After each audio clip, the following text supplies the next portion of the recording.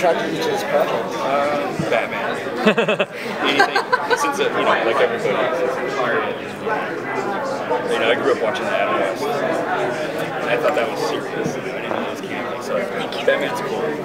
So when this came up, I was honored.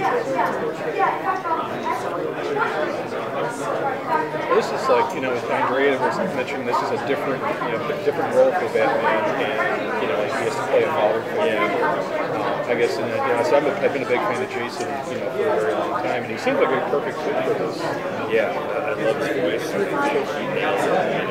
It seems like, for me, it's like the real Batman. So I'm very happy with that, and I agree. It's like seeing Batman relate to his son as a father. I think it's really cool.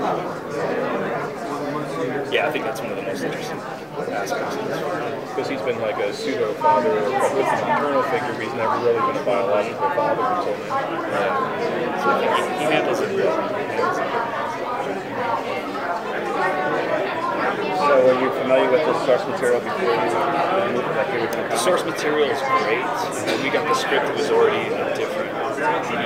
It's not a straight-up adaptation, so it's taking those elements kind of blending out. So this is our version. So hopefully fans will like it. I mean, we think it's cool. It's got Man-Bats in there, Ninjas, you got Raish, Deathstroke, Killer Croc is in there. So it's a grab bag. A lot of cool stuff. When you took this film, like what did you want to capture to make sure that was captured that the fans could resonate with? Yeah, I want to make sure that Damien came off, since it's his story, I want to make sure Damien came off really strong and not just as a bratty kid, which it could easily go that way. So we made a point for all the artists when doing the storyboards to make him stand up. I gave him the direction of like, he's a mini Wayne, so he's like a man. He doesn't know he's a kid. He's grown up with the league, which is so different from how everyday kids grow up. So he's pretty has a lot of life experience. And also Batman, I wanted to keep him in the shadows, so we could play with his cape. There's some scenes where he has the cape all the way down. A lot of film noir elements I wanted to experiment with. So I was happy to explore it, and I was also happy that Batman was in the story. It's Damien's story, but Batman's in it quite a bit, so I was glad. Awesome. You worked on some amazing projects like with Last Airbender and Looney Tunes, and which is more fun for you, to do more of the humorous stuff, like say with Looney Tunes, or do you like tackling the more darker stuff, especially since DC has a history of doing really dark stories? What do you prefer, like the more lighthearted stuff or the more darker stuff? I like both. I appreciate the comedy stuff. I always like doing action stuff, and I always watch those movies growing up. So I'm lucky that I've gotten to do both. But I think like the main thing is each story is different. Some stories require like a different style. So it's like some of them, they don't all have to be dark. So as long as there's good characters, and stories, I think I'm fine with that. So it's awesome. Yes, I skipped two. And so some people really love Damian Wayne because he brings this new aspect to the Bat legacy, and the entire family as being biologically related. People loved him in Grant Morrison's Batman and Robin. Did you feel very daunting to take on a project that everyone's really gonna extra scrutinize it? A little bit, yeah. You always have a little bit of that nervousness. But our script was good and strong, so I felt confident that we weren't going to deviate too much from what the fans liked. But yeah, I think Damien as a character was great. And we would just finish this project and they killed him off in the comic book. I know, what the heck? We're not even done with this project. He's dead. So, dead, right. But he's hopefully the comic books exist on another timeline. We can catch up to that. There's still more time in animation. Maybe there's some more Damien we can explore. Do you look back with anything we've learned from comics? Yeah, I think he is actually coming back. Yeah, I think he's, I think they just announced it. They announced. Actually, yeah. Okay. So it's all good then. It's relevant. It's relevant again.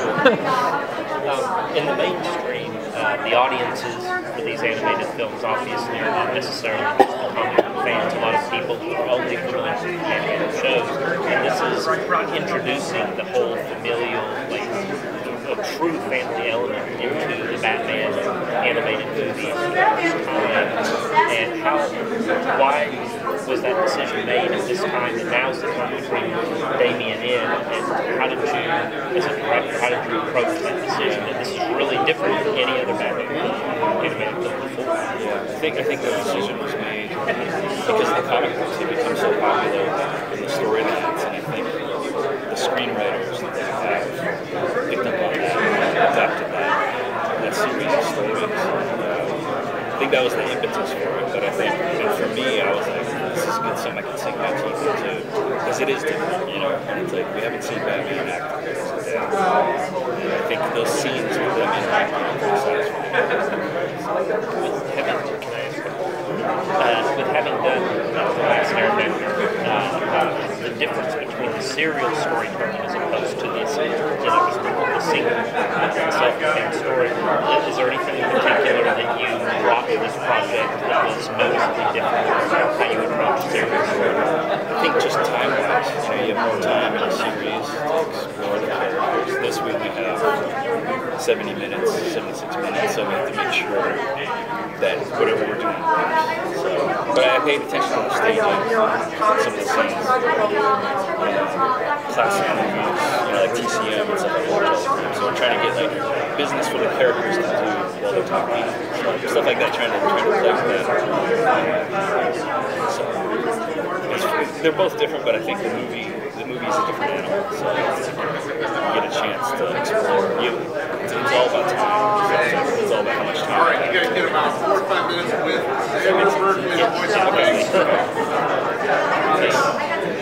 Because Morrison's story is so big, would you feel there was anything particular that you felt you could pull out and you'd be okay with it, or that was left on the cutting room floor? Yeah, I'm sure a lot. But I mean, we have the core, and like I said, we're talking about time, 70 minutes. I think what we have, I think it rings true. It has the spirit of one person's story, while different telling the story. Alternate version. But yeah, I think Damien's the most important part. So I think we got him, and I think we're good. I was worried myself. This doesn't work. If Damien comes off as unlikable, there's something. But I think he came out as a great dimensional character.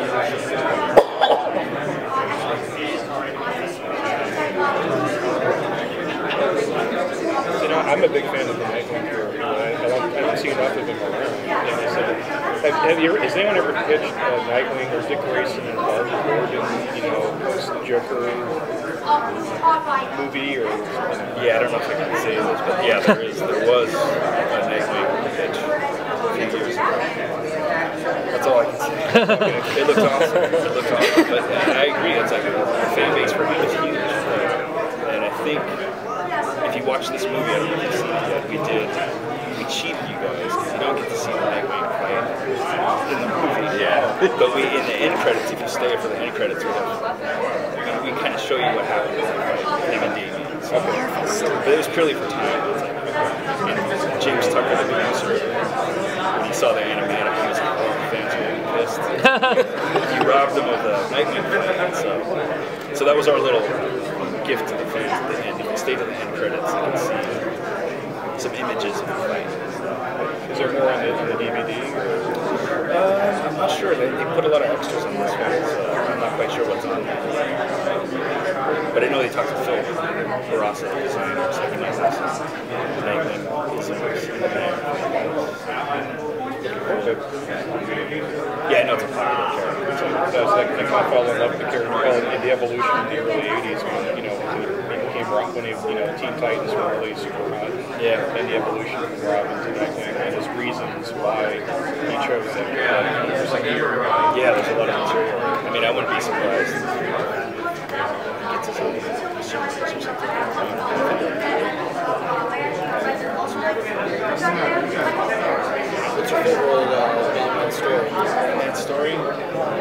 Killing Joke. Yeah. That's my I favorite. remember reading that as a kid, like in the summer, at my grandparents' house. Like, I was reading that. This is crazy. Why don't they make this as a movie? I think at that time it was just the Burton. Yeah. I don't even know if the first one, maybe the first one had, but just the artwork was amazing. That like stuck with me.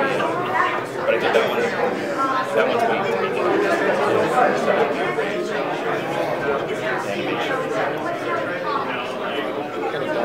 Yeah, it's very dark. Yeah, I know. Oh God. Directing-wise, was there anything new that you tried to do with this one? You know, as you know, with a new toy to play with, being Batman. Yeah, I just tried to have fun with Batman. And the scenes we did have with Batman, we tried to make him more of like a shape, shadow. So if you see this guy at night, you don't really know what he is. You kind of just see the silhouette of eyes. And if we got that across the thing, I was trying to experiment with that. Like, instead of seeing him fade in the light all the time, it's like, let's have creepy, you know, let's have the Dark Knight, you know, just strike fear into villains. So we're trying to break some of that. So I don't know. You guys have to tell me after if we succeeded. It feels different. You did. I saw the film. Oh, you did? Okay, cool. Oh, nice. So everybody has a dream Batman project. Would yours be something from an original source story, or would it be something that you would start from just ground zero? Yeah, I think both. I think Killing Joke, as we mentioned before, would be great. I think an original would be great too. Film noir. And I know Bruce Timm just did, but I always think he looks great in black and white. And I would love to do a black and white story, you know, or movie. The rain, you know, Batman in the rain. Get the Warner Brothers into doing a whole series of 30s and 40s era with the old Batman, the old costume, everything. That would be incredible. Yeah, that stuff is so good. But anything old school, I'm and you know, it's kind of hard now to sell that stuff. But it just looks great. All the design elements are there. That just feels like Batman to me, classic stuff. They had Batman serials in the 40s, but they were terrible. Oh, yeah. They were like, I was surprised they made so many. They made they did Shazam as well. It's like, wow, everything's been done. You know, so. Every wall was cardboard. Yeah, like the soft down. There's that cotton inside. Oh, I was going to ask, if you were to do a live-action Batman movie, I know Zack Snyder is doing the one with Ben Affleck. Do you see like Ben Affleck as a good Batman, or who would you want to cast as your live-action Batman? Yeah, that's tough. An unknown. I would go with an unknown that looked like the drawing. But I think Ben Affleck. Yeah, I love Ben Affleck. He's a bomb in Phantom, too.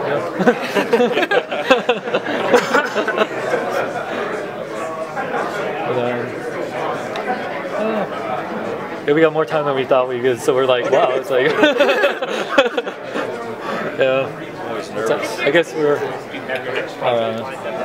I guess, yeah. Take it easy. Oh yeah, Yeah. Take me away, but thanks. Okay, cool. Thank you so much. We're really excited to see the film. Thank you so much. Check out Sean Long. Jason David Frank, Tommy the Green Ranger.